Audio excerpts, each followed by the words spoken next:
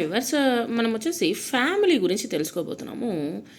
The culture of nuclear families is in fashion. ఇప్పుడు చిన్న కుటుంబాల యొక్క సంస్కృతి అనేటువంటిది ఇప్పుడు ఫ్యాషన్ అయిపోయింది. అంటే మేము ఇండిపెండెంట్గా ఉండాలి అనేటువంటిది, పేరెంట్స్ నుంచి బయటకు వచ్చేయాలనేటువంటిది ఫ్యాషన్ అయిపోయింది. Parents are often heard complaining about the difficulties in bringing up children these days. ఈ రోజుల్లో పిల్లలను పెంచడంలో వచ్చేసి ఎదురవుతున్నటువంటి ఇబ్బందులను వచ్చేసి తల్లిదండ్రులు తరచుగా ఫిర్యాదు చేస్తూనే ఉన్నారు. Too much of a freedom in demand. అందరికీ వచ్చేసి పిల్లలకు వచ్చేసి ఎక్కువ ఫ్రీడమ్ని ఇచ్చేసి చెడగొట్టేసి టూ మచ్ ఇండిపెండెన్స్, బాగా ఎక్కువ స్వాతంత్రం అనేటువంటిది ఇచ్చేస్తూ ఉండడం వల్ల ఓవర్ నైట్లో పార్టీస్ చేసుకోవడము, excessive extravagances, splurging pocket money, no time for studies and family. All this is a common cry of such families. ఇక్కడ వచ్చేసి పిల్లలు ఎక్కువ స్వేచ్ఛను కోరుకోవడము, తర్వాత వచ్చేసి విపరీతమైనటువంటి స్వాతంత్రము, వాళ్ళకి వచ్చేసి స్వాతంత్రం ఇవ్వడం వల్ల ఏమైపోతుంది, పిల్లలు వచ్చేసి వినడం లేదనమాట. రాత్రిపూట పార్టీలు చేసుకోవడము, విపరీతమైనటువంటి విలాసాలు, పాకెట్ మనీల యొక్క విచ్చలవిడి, ఇవి వీడిగా ఖర్చు చేస్తూ ఉన్నారనమాట. ఇప్పుడు వచ్చేసి చనువుకు మరియు కుటుంబానికి వచ్చేసి సమయం కేటాయించకపోవడం వచ్చేసి ఇప్పుడు కుటుంబంలో సాధారణంగా వినిపించేటువంటి ఒక గోడుగా తయారైంది. అంటే ఏడుస్తూ ఉన్నారు పేరెంట్స్ వచ్చేసి. Aren't parents themselves responsible for this pitiful state? The basic need of a growing youth is the family, love, of affection and bonding along with moral values. One should not forget that charity begins at home.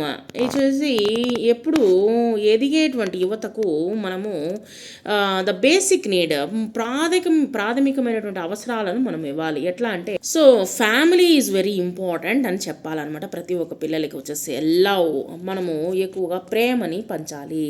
Attention, వాళ్ళ యొక్క శ్రద్ధ అంటే చదువు మీద శ్రద్ధని వాళ్ళని కల్పించే విధంగా చూసుకోవాలి. మరియు బంధాలతో పాటు bonding along with the moral values, వాళ్ళకి వచ్చేసి మంచి విలువలు, నైతిక విలువలు, తర్వాత ఇవన్నీ పిల్లలకి నేర్పించాలి. One should not forget that charity begins at home. అది కాకుండా వచ్చేసి అందరికీ వచ్చేసి ఎవరు మరవకూడనటువంటి మంచి విషయము మనం వచ్చేసి నేర్పించాలి. అందరికీ వచ్చేసి సహాయం అనేటువంటి చేసేది నేర్పించాలి. ఆ విధంగా మనము ఇంటి నుంచే మనం వచ్చేసి నేర్పించాలి అనేటువంటి విషయాన్ని ఎవరు మరవకూడదు. ఇంటి నుంచే వస్తే కానీ వాళ్ళకి ఆ యొక్క విలువలు అనేటువంటిది రావు. ఇంట్లో ఉన్నటువంటి పేరెంట్స్ ఖచ్చితంగా నేర్పించాలి. ఈ కాలంలో పేరెంట్స్ అసలు వాటి గురించి పట్టించుకోవడం లేదు. వాళ్ళ యొక్క మొబైల్స్ని చూసుకుంటూ వాళ్ళ యొక్క లైఫ్ని చూసుకుంటూ ఉన్నారే కానీ పిల్లలను కూడా పట్టించుకోవడం లేదు. అవి ఉండకూడదు. అలా ఉంటే మనం వచ్చేసి పిల్లలు వచ్చేసి ఈ విధంగానే తయారవుతారనమాట. Next, independence and individually both need to be respected. కాదంటూ లేదు, ఇండివిజువల్ ఉండాలి, తర్వాత కుటుంబం యొక్క పవిత్రతను కాపాడడానికి స్వేచ్ఛ అనేటువంటిది ఉండాలి, తర్వాత మరియు వ్యక్తిత్వము అనేటువంటి రెండింటినీ గౌరవించాల్సి ఉంది. రెండు అవసరం అనమాట. In order to maintain the sanctity of family, children today are to be handled with tact in order to bridge the ever widening generation gap. ఏమైపోయిందంటే ఇక్కడ వచ్చేసి రోజు రోజుకి తరాల మధ్య మనకు దూరం అనేటువంటిది పెరిగిపోతూ ఉందన్నమాట. జనరేషన్ గ్యాప్ అనేటువంటిది పెరిగిపోతూ ఉంది. So only the reasonable demands need to be fulfilled as there are too many expenses to be met and too many social obligations to be taken care of by the parents. ఇది ఏ విధంగా మారింది అంటే, ఇక్కడ వాళ్ళకి కావలసినటువంటి నేర్పుగా వచ్చేసి నేటి పిల్లలను వచ్చేసి నేర్పుగా, అది కాకుండా వచ్చేసి మరియు సమయస్ఫూర్తిగా వచ్చేసి హ్యాండిల్ చేయాలన్నమాట. ఎందుకంటే తీర్చవలసినటువంటి ఖర్చులు మరియు చూసుకోవాల్సినటువంటి సామాజిక బాధ్యతలు తల్లిదండ్రులదే అనమాట. అంతేగాని వాళ్ళని విచ్చలవిడిగా వదిలేస్తే ఏమైపోతుంది, వాళ్ళ యొక్క ప్రవర్తనలో మార్పు అనేటువంటిది వస్తుంది. చాలా ఎక్కువగా ఉన్నందువల్ల పిల్లల యొక్క కేవలము కేవలము వాళ్ళకి కావలసినటువంటి సామాజికమైనటువంటి కోరికలను మాత్రమే నెరవేర్చాలి. మనం ఎప్పుడు వచ్చేసి మనం ఏం చేస్తున్నాము, ఇంకా కావాల్సినవి వాళ్ళకి కావాల్సినవన్నీ అన్నిటిని సమకూర్చేయడం వల్ల వాళ్ళకి వచ్చేసి ఎలా ఖర్చు పెట్టాలి, ఎలా వచ్చేసి సంపాదించాలి అనేటువంటిది తెలియడం లేదనమాట.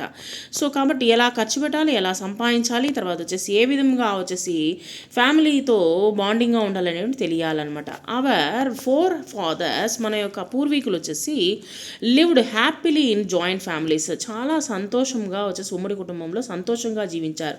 Children love to live with their cousins, learned to adjust with in means. వాళ్ళు వచ్చేసి ఎక్కువగా వచ్చేసి చిల్డ్రన్స్ వచ్చేసి కజిన్స్తోనూ ఏ విధంగా వచ్చేసి పిల్లలు వచ్చేసి కజిన్స్, తర్వాత మరదళ్ళు, అన్నతమ్ములు, అక్క చెల్లి, వీళ్ళందరితో కలిసి అనేకమైన అడ్జస్ట్మెంట్ అనేటువంటిది నేర్చుకోవడం జరిగిందనమాట. There was a perfect harmony between the generations. ఈ విధంగా వచ్చేసి కలిసి జీవించడంలో ఒక ఇష్టపడేటువంటి వారు పరిమితులకు లోబడి సర్దుకుపోవడం నేర్చుకున్నారు.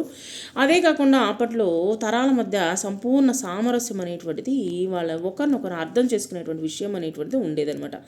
There was a perfect harmony between the generations.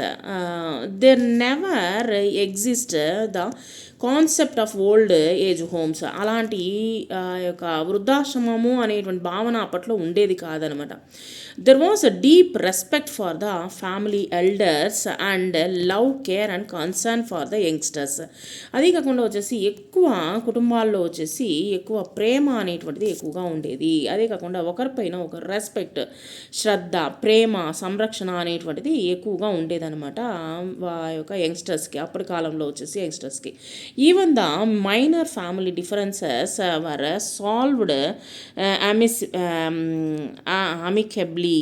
అంటే ఏంటంటే చిన్న చిన్న విభేదాలను కూడా ఎంతో సామరస్యంగా వాళ్ళందరూ ఏం చేసేవారంటే, చిన్న చిన్న విషయాలు తేడా వస్తుంది అయినా కానీ వాటిని సామరస్యంగా పరిష్కరించుకునేటువంటి వారనమాట ఆ కాలంలో వచ్చేసి. So family is very important. అయినా కానీ ఆ ఫ్యామిలీస్లో వచ్చేసి పిల్లలని ఫ్రీడమ్తో ఈ యొక్క ల్యాప్టాప్లు, ట్యాబులు ఇవన్నీ ఇచ్చి చెడగొట్టి, చిన్న వయసులోనే చెడగొట్టేసి వాళ్ళతో స్పెండ్ చేయండి, పిల్లలతో స్పెండ్ చేయండి, వాళ్ళతో ఆడండి, ఇదే ఎక్కువగా ఎదురు చూస్తున్నారు. ప్రేమగా ఉండండి, కసురుకోవద్దు, ఇలాగా వాళ్ళు పిల్లలు వచ్చేసి ఎక్కువగా ఎదురు చూస్తున్నారు ఈ కాలం యొక్క పిల్లలు.